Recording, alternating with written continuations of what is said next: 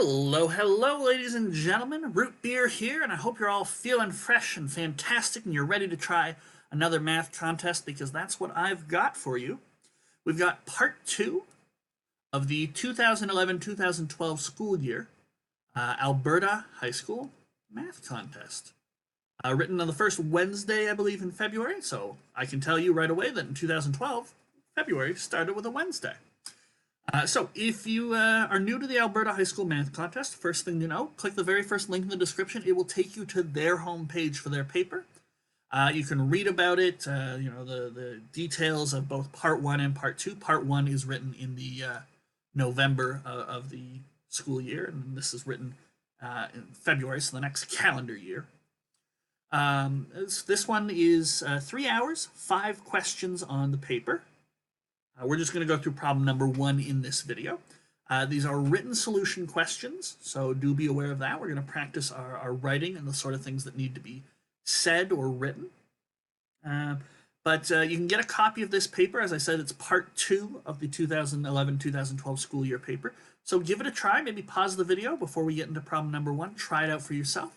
See what you can do. Practice actually writing the full solution. Bounce around, you don't find question 1 easy, jump to question number 4.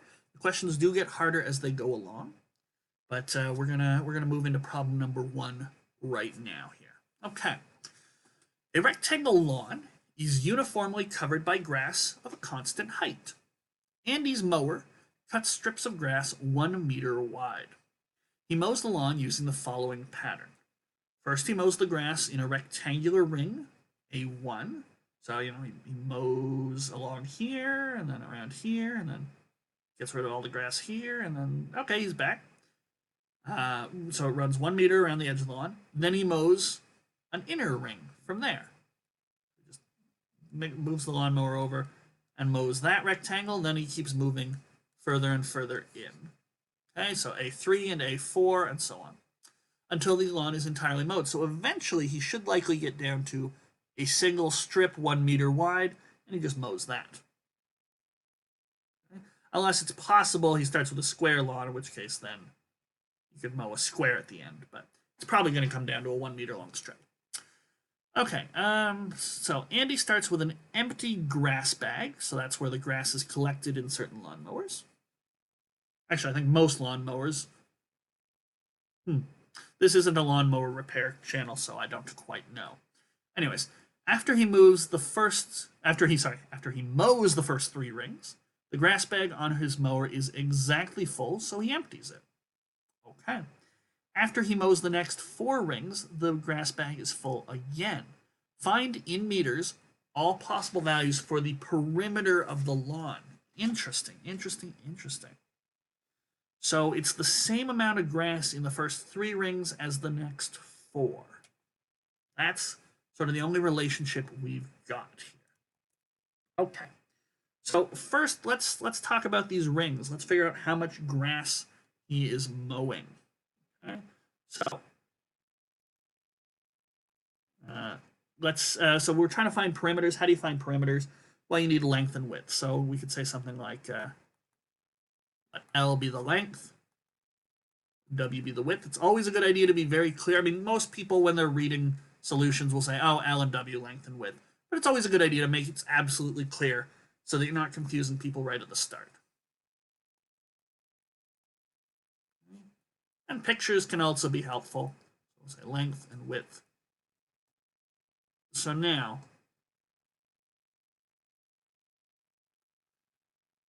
A1.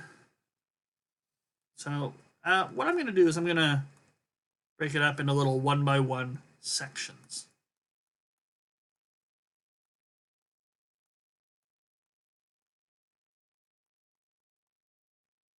Okay, so A1 consists of how much area of grass, right? Each of these little things here is 1 by 1, right? And then how many do I have? Well, I've got W on this side, I've got L on this side, but then, you're counting this square twice. So here's the way to really do it. I have W minus 1 squares here. I have L minus 1 squares here. I have W minus 1 squares here, and I have L minus 1 squares here. Right? That's how many squares I've got for grass. Right? So that's going to be L minus 1 plus W minus 1 plus L minus 1 plus W minus 1 by 1 squares of grass. So that's 2L plus 2W, which you'll notice is the perimeter of the original lawn, minus 4. Okay? So that's how many meters squared of grass. Okay? Now you'll notice A2 is just the A1 of a smaller L minus 2 by W minus 2 lawn. Right? Because if we just ignore what we did out here, and we go to mow A2, well, A2 is just a 1 meter inside rectangle, but it's slightly smaller. So you had W the whole side, but you come in by 1 meter on each side. So this is actually W plus 2, and this is L plus 2. Sorry, W minus 2, L minus 2. Right? And in fact,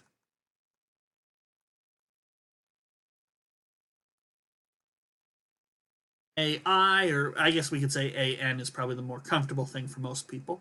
People tend to use N more than they use I. Okay? Is A1 for a lawn. So you move in by 2 each time.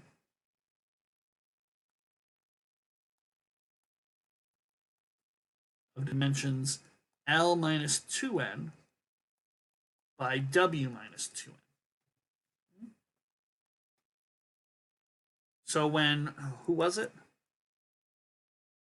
Andy. So when Andy mows AN, he collects, so what's our formula? 2L, 2 length plus 2 width minus 4 meters squared of grass.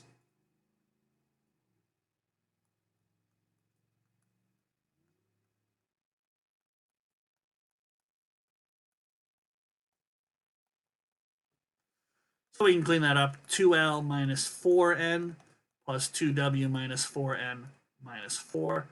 So that's the perimeter minus 8N minus 4. And we might actually be tempted to write that this is P minus 8N minus 4. In fact, yeah, let's do that. So I'll say notice that P, the perimeter of original lawn, none of these hypothetical smaller lawns, is 2, well, equals 2L plus 2W. So AN collects P minus 8N minus 4. I'll say P minus 4 minus 8N meters squared of grass. And that's how much grass is collected when Andy does the nth ring. Okay? And we could test this formula, just verify it by doing some side calculations on our own if we wanted to. I'm comfortable with it. So what they're saying is the first 3 lawns, first 3 rings collects as much grass as the next 4. Okay? So P minus 4 minus 8. Well, now hold on a second. This shouldn't be right because it should just be P minus 4 here, not P minus 4 minus 8. So it looks like my formula is a little off.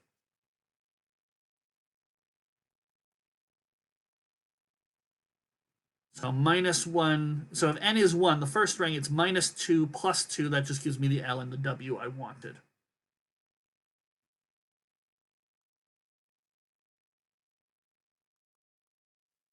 Good we caught that, otherwise we would have been off in our answer.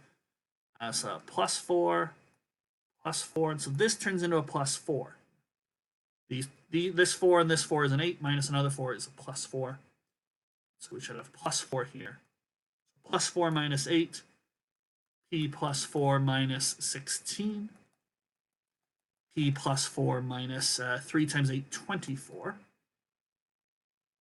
And all of that should be equal to p plus 4 minus 32, p plus 4 minus 40, p plus 4 minus 48, and then p plus 4, 7 times 8, 56. So cleaning this up, we'll get 3 p's, 12, and then 8 and 16 and 24. Well, 16 and 24 is 40, so 48 here. You'll have 4 p's, 4 4s, so that'll be 16. 32 and 48 is 80, minus another 40 is 120, minus 50 is 170, it's 176, minus 176. All right, well, you can cancel out the p on both sides. This will be minus 36, and then this will be minus 160. So add 160 to both sides. 160 minus 30 is 130, minus another 6 is 124. And so the perimeter has to be 124. There's not really any way around it. That's why they ask for possible perimeters, not possible lengths and widths. Okay? So there we go. Now, one thing we could do is we could just sort of,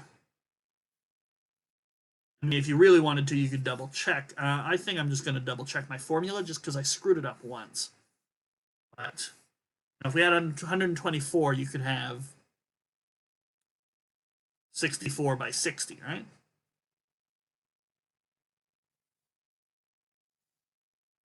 We could draw our 7 rings here.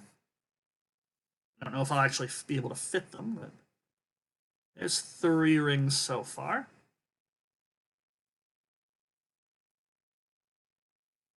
Four rings, 5 rings, 6 rings. 1, 2, 3, 4, 5, 6, 7 rings. Okay. So 64 by 60. You'll get 63, 59, 63, 59.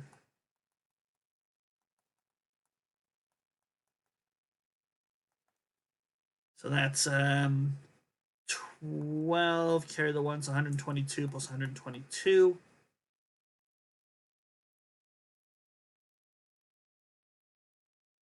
Oh, right, because I've got I have my length and my width. They're not actually equaling the perimeter I want. So we'll say 32 and 30. There we go.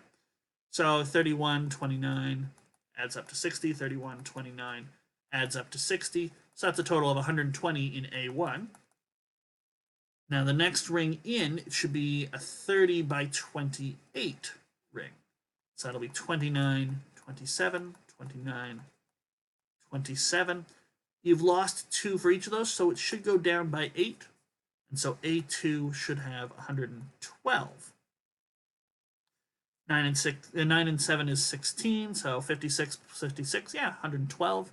Is that what we predicted with our formula? So 124 plus 4 minus 8, so that should be 120. 124 plus 4 minus 16, that should be 128 minus 16, that's 112.